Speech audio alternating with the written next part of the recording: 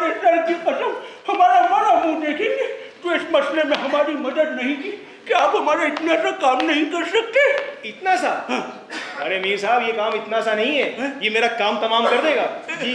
पर अरे किसी को तो रहनुमाई के लिए आप मेरे साथ कर दें। अब रहनुमाई की क्या जरूरत है मियां? आप तो ये कीजिए कि आज या ज्यादा से ज्यादा कल उन्हें अपने घर दावत पर बुला लीजिए। जी उससे क्या होगा? उनसे कहिएगा कि लड़की के दिन पर जाएंगे। हाँ, लड़की के दिन तो फिर जाएंगे। मैं तो इस बात के लिए भी आमादा हूँ, जिस कदर चाहे बैंक में पैसा जमा करा दूं और जिस कदर चाहे जायदाद दाग करा दूं।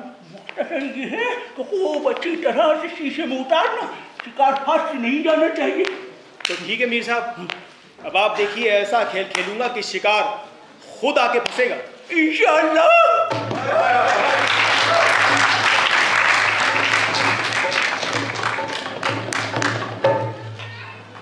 अजी आपको कितनी बार समझाया है, लेकिन आप हैं कि सुनते ही नहीं है।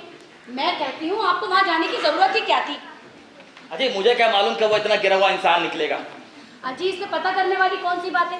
देखते नहीं हो दिन रात उनके घर में क्या तमाशे हुआ करते हैं? हाँ मुझे मालूम है, लेकिन मैंने सोचा पड़ोसी होने के नाते कम से कम कुछ तो लिहाज रखेगा, वो भी नहीं रखा।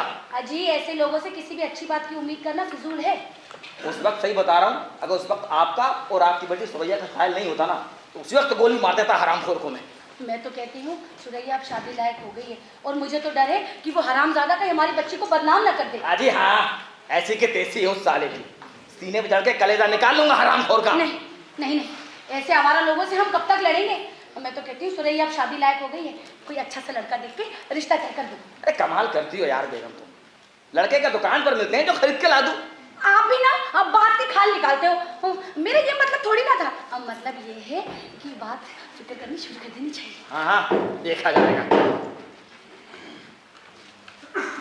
देखिए कौन आया भाई?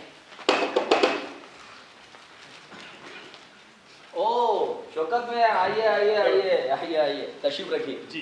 कैसे मिजाज हैं आपके? अजी कौन है? हाँ शौकत मियां आए। ओ शौकत मियां। आप भी ना बीच में न जाने अचानक कहाँ गायब हो जाते हैं? जी जरा मैं दफ्तर के काम से बाहर चला गया था। अजी मैं पूछती हूँ क्या दफ्तर में आप ही हैं जो काम करते हैं? नहीं और भी लोग हैं। दरअसल इस बीच हमारे बड़े बाबू की बेटी की शादी थी तो वो चले गए अपने गांव, तो उनका भी काम आजकल मुझे ही करना पड़ रहा है, रातों को जाग जाग कर। कमाल करते हैं यार शौकत मियां। अरे भाई अपनी सेहत का भी ख्याल रखिए, बीमार मत पड़ जाइए। शेर साहब कभी कभी तो लगता है कि बिना इस्तीफा दिए ही ये नौकरी छोड़कर भाग जाऊं। बड़े बाबू की बेटी की शादी तो खैर हो ही जाएगी, आपका शादी का क्या इरादा है? आप हमारे लिए दुआएं नहीं कर रही हैं? लीजिए दुआएं नहीं कर रही, दुआएं करते करते हलक छिल गया और आप जी फरमा रहे हैं कि दुआएं नहीं कर रही। बताइए ना कब कर रहे हैं शादी? जी मैं? हाँ जी आप ही, अब इस उम्र में हमसे तो पूछने से रही। लीजिए बात आपकी शादी की हो रही है और ये है कि नेज़े में अपना गधा घुसेड़ रहे।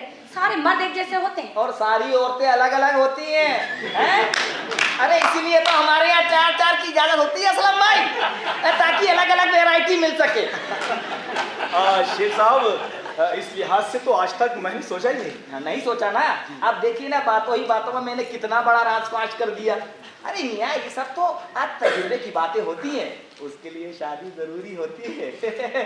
मियाँ समझ रहे ना आप? हाँ लीजिए अब दूसरे को भला बुरा क्या कहे जब अपने घर का ही मर्द शादी के लिए इतना उतावला हुआ जा रहा है। अभी मैं तो मजाक कर रहा हूँ भाई। हाँ जी, और मजाक ही मजाक में उस झाड़ू के तिनके ने इतनी हिमाकत कर दी।